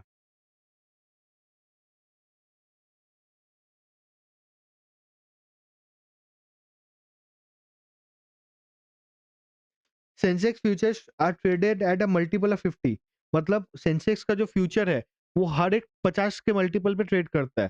Consider the following quotations of Sensex future in 10 trading days during February 2009। फरवरी 2009 का ये 10 ट्रेडिंग डेज, मतलब 10 trading days, Saturday Sunday exclude करके दिया हुआ होगा। फोर्थ, फिफ्थ, सिक्स, सेवन, 8, 9 नहीं दिया बिकॉज सैटरडे संडे पर होगा। 10, 11, 12, 14, 17, 18, ठीक है। Abhishek bought one exchange future contract on February 2004, फरवरी 4 को, मतलब 4 फरवरी को उसने क्या किया, अभिषेक ने एक सेंसेक्स फ्यूचर को खरीदा। The average daily absolute change in the value of contract is 10,000, मतलब मिनिमम एब्सोल्यूट चेंज होता है उसका 10,000 एक दिन। The average daily change of the future मतलब ऊपर 10,000 चेंज होता है, ठीक है। And the standard deviation of this change is 2,000, मतलब भाई एक दिन तो चेंज होता है 10,000, बट वो अप एंड डाउन होता है, कभी 12,000 चेंज होता है, कभी 8,000 चेंज होता है, ठीक है। तो देयर इज एन, हर एक दिन 10,000 का चेंज होता है मूवमेंट, ठीक है। एवरेज में हर एक दिन 10,000 का मूवमेंट देते हैं, जैसे आप बोलते हो ना कि निफ्टी 2% अप, तो वैसे ही मान लो हर दिन 10,000 का मूवमेंट देता है, but there is an up plus minus 2,000। जैसे हम बोलते हैं आरबीआई का रेपो रेट कितना है, आरबीआई का जो इन्फ्लेशन जो टारगेट है 4 है, प्लस माइनस 2%, मतलब 2% से 6% को उसका बैंडविड्थ है। सेम मेरा 10 के है, बट बैंडविड्थ है 8 के टू 12 के, 8 के भी नीचे जा सकता है, 12 के ऊपर भी जा सकता है। The maintenance margin is 75% of the initial margin, तो जो मेंटेनेंस मार्जिन है जो हमें कल हमने सीखा था, that is 75% of initial. You are required to determine the daily balance in the margin account and payment on margin calls, तो आपको यहाँ पे क्या करना है, हर दिन का मार्जिन बैलेंस निकालना है, एंड इफ रिक्वायर्ड आपको यहाँ पे पेमेंट निकालना है। Now why I have chosen this question, कल मैंने I marked it but I forgot to mention it just because यहाँ पे इनिशियल मार्जिन नॉर्मली नहीं दिया हुआ है, तो you have to calculate. Now there is a formula to calculate the initial margin. Sir formula क्या इनिशियल मार्जिन का?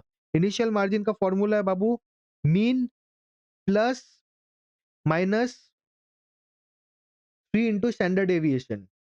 Mean मतलब क्या भाई, मेरा एवरेज में रिटर्न क्या है, एवरेज क्या है उस चीज का, तो यहाँ पे बोला मेरा एवरेज है 10,000, ठीक है, plus 3 standard deviation, 3 into standard मतलब कितना ऊपर नीचे हो सकता है, कितना वेरिएशन है 2,000 का, मतलब मेरा इनिशियल मार्जिन हो गया 16,000 बराबर। मतलब आपने अगर सेंसेक्स का फ्यूचर अभिषेक ने 4 तारीख को खरीदा होगा, तो उसको 16,000 रुपए डिपॉजिट करना पड़ा होगा बराबर। एक बार ये देख लो बराबर। तो इसका 75% वाज माय मेंटेनेंस, तो 16 इंटू 75 दैट इज 12 के। अब मेरे को मार्जिन अब सेम है, उसके बाद कुछ अलग नहीं है। Only the point was to calculate the initial margin, only the point was to calculate the initial margin. तो भाई पहला दिन तो मेरे को 16,000 मैंने डिपॉजिट ही किया, अगला दिन क्या प्राइस चेंज हुआ ऐसे करके करके देखोगे। अभी यहाँ पे देखो 12,695 माइनस 905, मतलब यहाँ पे मेरा बैलेंस हो गया था 11,790। तो मैंने कल भी बोला था अगर प्राइस मेरा मेंटेनेंस मार्जिन से नीचे चल गया, मेरे को कॉल आएगा, जब कॉल आएगा मेरे को जो मार्जिन है उसको इनिशियल मार्जिन तक पहुंचाना पड़ेगा। तो 11,790 मेरा बैलेंस है, मेरे को 16,000 लेके जाना है, तो कितना मेरे को जमा करना पड़ेगा, 4210। I have to deposit in the margin account 4210। 16,000 मेरे को लेके जाना है, मेरा बैलेंस है 11,790, दैट इज 4210। समझ आया क्या? सर अगर एक्सेस होगा तो क्या होगा? एक्सेस होगा तो आपके अकाउंट में क्रेडिट होगा, आप उसको निकाल नहीं सकते। नॉर्मली क्या होता है, आपको अगर नीचे जाएगा तभी आपको कॉल आता है, ऊपर जाएगा तो आप निकाल नहीं सकते हो बराबर। समझ आया? क्वेश्चन नंबर 14 में और कुछ नहीं था। अब क्वेश्चन नंबर क्या करते हैं 17। Sir equity share of PQR limited is presently coated है 320। आज पीक्यूआर का प्राइस चला 320। सर उसका मार्केट प्राइस पर price of the share after 6 months has the following probability. भाई मतलब 6 महीने बाद उसका ये प्रोबेबिलिटी वो 180 हो सकता है, 260, 280, 320, 400, उसके प्रोबेबिलिटीज दिए हुए। A put option with a strike of price of 300 can be written, मतलब आप एक पुट को सेल कर सकते हो with a strike price of 300, ठीक है। You are required to find out the expected value of option at the maturity, मतलब 6 महीने बाद का आपका एक्सपेक्टेड ऑप्शन क्या हो, मतलब एक्सपेक्टेड जो पुट ऑप्शन आप राइट किए हो उसका वैल्यू क्या होगा। मान लो अगर मार्केट प्राइस 180 रहा, सब कुछ भूल जाओ, यहाँ पे ये सारे भूल जाओ, ठीक है। मान लो अगर 6 महीने बाद प्राइस 180 हो गया, तो आपको फायदा होगा कि नुकसान होगा? आपको फायदा होगा कि नुकसान होगा? आपने क्या किया था, 300 का कॉल ऑप्शन पुट ऑप्शन को राइट किया था, मतलब आपने बोला तो उससे नीचे नहीं जाएगा बराबर, पर वो नीचे चल गया, तो 300 माइनस 180 दैट इज 120 का नुकसान, ठीक है। सेम चीज 260 के लिए, 200 अगर 300 ने आपने बोला था तो 260 हो गया, मैंने 40 का नुकसान, 280 हो गया तो 20 का नुकसान, 320 हो गया तो आपको कोई नुकसान नहीं है, मतलब आप एक्सरसाइज ही नहीं करो, 0।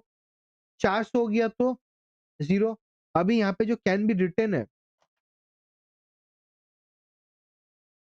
ठीक है, यहाँ पे लोग ने अज्यूम किया होगा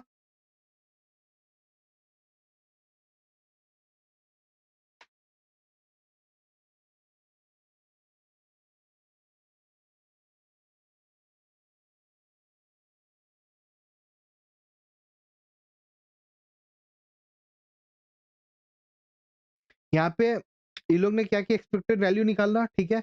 इन्होंने बोला कि भाई एक्सरसाइज नहीं होगा वो तो बराबर है, क्या बोलते हैं, in case of put option since share price is greater than the strike price, जो शेयर का प्राइस है 320, it is greater than the strike price, तो option value would be 0 because आपको भाई एक्सपेक्टेड वैल्यू ऑफ ऑप्शन कितना, 30 ही रुपया है, बराबर। एंड आप क्या कर रहे हो, आप 320 पे तो अभी चल रहा है मार्केट, तो आपको तो नुकसान ही है, बराबर। आप क्या चाहोगे, 300 के नीचे होता तब तो आपके लिए फायदा है। आज अगर 320 चल रहा है तो आज तो ऐसे ही आप एक्सरसाइज नहीं करोगे। समझ आया क्या लॉजिक? यहाँ पे कैन बी रिटर्न को हम भूल जाते हैं। यहाँ पे कैन बी रिटर्न मतलब मैं यहाँ पे क्या बोला था, पुट सेल किया है, बट अज्यूम करते कि एक्सरसाइज करेगा तो बाई किया है, ठीक है। अभी मैं माइनस करता तो चीज अलग हो जाता, बराबर, समझ आया। तो यहाँ पे हमें एक चीज क्लियर करना पड़ेगा, put option can be return, इसका मतलब है मैं अगर पुट ऑप्शन को खरीदता, ठीक है, तो अगर मैं 300 का पुट ऑप्शन खरीदता, वो 180 हो गया तो मेरे को 120 रुपए का फायदा होता। 260 करता तो 40 रुपए, 80 रुपए का फायदा होता। 40 का 280 अगर करता, 20 रुपए का फायदा। 320 तो मेरे को फायदा नहीं, प्राइस भाग गया, मेरे लिए कोई काम का नहीं है। 400 में कोई काम का नहीं, इसको प्रोबेबिलिटी से मल्टीप्लाई करो, आंसर आ जाएगा। समझ आया क्वेश्चन नंबर 17? आया ना? क्वेश्चन नंबर 17 समझ आया? आप क्वेश्चन 19 करेंगे। Mister x establish the following strategy on the delta corporation stock, purchase a 1 month call option with a premium of 30 and an exercise price of 550। मतलब मिस्टर एक्स ने क्या किया, डेल्टा कॉर्पोरेशन के call option को खरीदा है, exercise price 550 है and premium उसने 30 रुपए दिया है। पुट ऑप्शन खरीदा है, प्रीमियम 5 रुपए और 450 का। Delta corps current stock is selling at 500। मतलब क्या है, आज स्टॉक प्राइस है 500, ठीक है। उसने क्या किया, 550 का कॉल को बाई किया है एंड 450 का पुट को बाई किया है, ठीक है। Determine profit and loss if the price of delta crop stock remains at 500। मतलब 3 महीने बाद अगर प्राइस 500 ही रहेगी तो आपका क्या फायदा नुकसान, 350 गया तो क्या होगा, 600 गया तो क्या होगा। सिंपल, अगर 500 हो गया तो आपने कॉल का वैल्यू कितना दिया था, 30 रुपया, तो बेकार चल गया वो। पुट के लिए आपने कितना दिया था, 5 रुपया, मतलब आपका 35 रुपए का नुकसान है यहाँ पे, बराबर है ना। भाई मैंने बोला था कि कॉल 550 के ऊपर जाएगा, नहीं गया, 500 ही रह गया। मैंने बोला था 450 का पुट होगा, मतलब नीचे जाएगा, वो भी नहीं हुआ, तो मैंने जो प्रीमियम दिया था बेकार हो गया। अगर फॉल्स एट 350 आफ्टर 3 महीना, 3 महीना बाद अगर फॉल किया तो मतलब क्या, मेरा जो कॉल था वो वर्थलेस, मतलब -30, वो जो मैंने प्रीमियम दिया था वो मेरा नुकसान। बट मैंने क्या किया था, मैंने पुट बाई किया था 450 का, 450 का बाई किया था, वो 350 हो गया, तो मेरे पास वैल्यू कितना हुआ, पुट कितना कीमती हो गया मेरे पास, 100 रुपए का कीमत कीमती हो गया। बट मैंने इसके लिए 5 रुपए उसको ऑलरेडी पेमेंट किए प्रीमियम, तो मेरे पास आज वो पुट का वैल्यू कितना, 95, तो प्लस 95 हो गया। मतलब अगर प्राइस 350 आ गया तो मेरे पास टोटल मेरा वैल्यू हो गया 65, बराबर। राइजेस टू 600, 600 का चल गया सेम।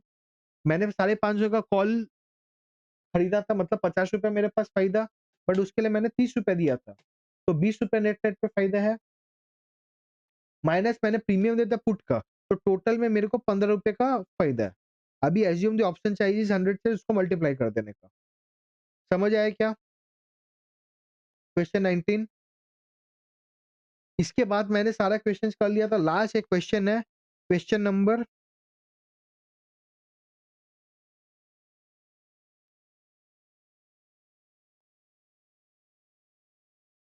Question number 39। 39 देखो, on 1st April 2015 Sunidhi was holding a portfolio of 10 securities whose value was 9,94,450। मतलब सुनिधि के पास 10 शॉक्स होंगे, ठीक है। I think she is the most good investor because उसके पास मिनिमम स्टॉक्स है, उसका वैल्यू था 9,94,450। The weighted average beta of 9 securities of the portfolio was 1.1। उसके पास 9 सिक्योरिटी को एडजस्ट करके जो बीटा है वो था 1.1। Since he was expecting a fall in the prices of the shares in the near future, to hedge her portfolio he sold 5 contracts of Nifty future. उसके पास क्या था, उसने सिक्योरिटीज बाय करके रखा था, उसको क्या डर था प्राइस गिरेगा, तो प्राइस गिरेगा उसका बेनिफिट वो कैसे ले पाती, फ्यूचर सेल करके, बराबर। तो उसने फ्यूचर सेल किया, कितने फ्यूचर सेल किया, 5। हर एक फ्यूचर का मल्टीप्लायर कितना, 25, व्हिच वाज ट्रेडिंग एट 8767.07। आज निफ्टी फ्यूचर्स जो कि मई में एक्सपायर होने वाला था, that is trading at 8767 multiplied by 25। तो एक फ्यूचर का कॉन्ट्रैक्ट का मेरे को वैल्यू निकल जाएगा, बराबर। Required calculate the beta of the 10 security. मेरे को 9 सिक्योरिटीज ही बोला था, बट मेरे को 10 सिक्योरिटी का बीटा चाहिए, बराबर है। अब मैं बीटा कैसे निकालूंगा ये मेरे को बताओ, बस इतना सा एग्जांपल से बीटा कैसे निकालूंगा। सर मेरे को आप पता है नंबर ऑफ फ्यूचर्स हेज करने के लिए मैं रेशियो, एक फॉर्मूला होता है, हम क्या करते हैं, value of the portfolio multiplied by beta divided by the future price. कल हमने देखा था, कल मैंने आपको बोला था अगर बीटा, अगर वैल्यू नहीं बोलता तो beta multiplied by number of shares करके भी आप बीटा ऑफ द पोर्टफोलियो निकाल सकते थे, याद है। सेम चीज है, मेरे को बोला यहाँ पे क्या उल्टा बोला है, यहाँ बोला है मेरे को भाई वैल्यू ऑफ द 9 सिक्योरिटीज का बीटा दिया हुआ है, मैंने कितना हेज करने के लिए बेचा है वो भी दिया हुआ है, बट 10 सिक्योरिटी का बीटा चाहिए। वो मैं कैसे निकालूंगा, पहले मैं क्या करूंगा, बीटा ऑफ द पोर्टफोलियो निकालूंगा। कैसे, with the help of the formula value of the portfolio divided by the number of future का price equals to number of future. तो वैल्यू ऑफ द पोर्टफोलियो क्या, 9,94,450 multiplied by beta of the portfolio divided by 8767 into 25। ऐसे करके मेरा wait आ गया, तो मेरा wait कितना आ गया, 1.102। अब मेरे को बोला है 1.102 मेरा टोटल पोर्टफोलियो का वेट है, बीटा का। अब मेरे को बोला 9 सिक्योरिटीज का वेट है 1.1, ठीक है। तो एक का कितना होगा वो मेरे को निकालना है। तो एक का हम ऐसे निकाल देंगे, वेटेड एवरेज से निकाल लेना, बीटा जो आया that is 1.2। reconcile the reason in spite of 2% fall in the market as per Sunidhi's apprehension, if she would have earned some profit on her cash position। उसने कोई कमाया कि नहीं वो देखना है। The main reason for the profit in cash position might be due to reason that they contrary to our expectation fall in the value of cash, where there may be an increase in the value of cash। ये answer मेरे को थोड़ा वेग लगता है।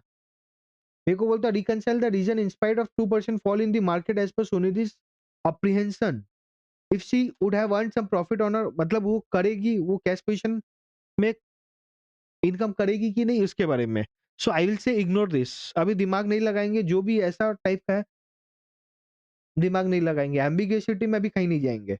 है तो question mock test paper 1 सितंबर 25 का 5A1 है, आप इसको देख के रख लेना ऐसा ही है तो। But will not discuss this right now because of the ambiguous nature of this question, this part of the question. ठीक है, समझ आया क्या, इतना समझ आया। आई होप इसके बाद तो आपको डेरिवेटिव्स में जनवरी अटेम्प्ट में क्या कभी भी आपको दिक्कत नहीं आएगा, because we have almost cover everything with the help of the question. I agree sir, ये रेगुलर के हिसाब से और भी बहुत जल्दी है, but as a fast track revision series it's super fine. The main purpose was कि सर मेरे को समझ में आ जाए, मैं सम सॉल्व कर पाऊं, एंड मेरे को डेरिवेटिव्स में कॉन्फिडेंस आ जाए। तो बाबू आपको डेरिवेटिव्स में इसमें तो बहुत कॉन्फिडेंस आ जाएगा, तो डोंट वरी, डू दिस। इसके बाद भी अगर आपको कुछ क्वेश्चंस बचते हैं, कुछ डाउट्स लगते हैं, सर ये प्रोबेबिलिटी कैसे हुआ, कुछ भी ऐसे कोई भी डाउट्स है, because what I feel is that will be a handful of students कि भाई 100 में 2-5 को ही होंगे प्रॉब्लम। उसके लिए मैं ये नहीं कर सकता हूँ कि मैं जो लेक्चर दे रहा हूँ उसमें मैं उनके लिए भी वो टाइम दो, बिकॉज जो और बाकी लोग हैं उनके लिए वो टाइम वेस्ट है।